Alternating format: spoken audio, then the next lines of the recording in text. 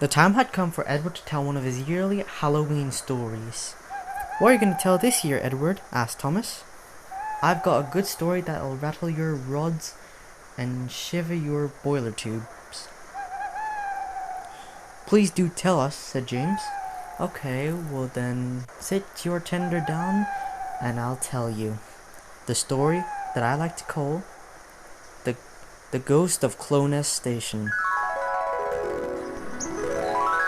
Two men were sitting on the platform at a railway station on a branch line in Ireland, waiting for their train. All of a sudden, they heard a groaning and some whispering. "You hear that?"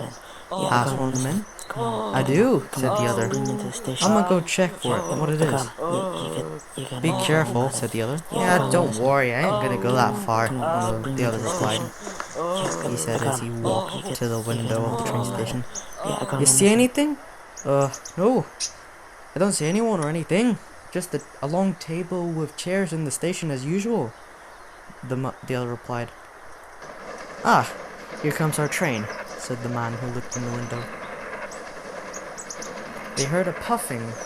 They looked over to see nothing coming. "Strange. I thought there was I could hear an engine coming."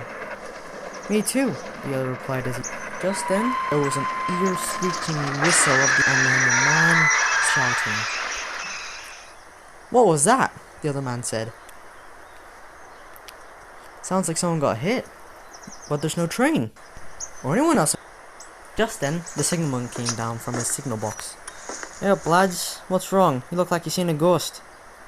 "Oh, we don't think we've seen one, but more or less heard one," one of the men replied. "Ah," he said. What was this? What did you hear?"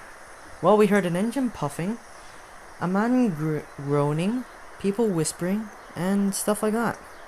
"Ah," said the signalman. "He's still here." "What's still here? Who's still here?"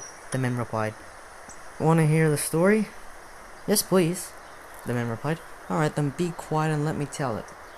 It all happened last year. Last year in 1923, a man was waiting on the exact same platform that you and I are standing on. As a passenger train came through, he jumped in front of the train. No one knows why he did this today. Some people think it was an act of suicide, while others don't. Anyways, he was hit by the train, dragged on for a few more feet before the train stopped.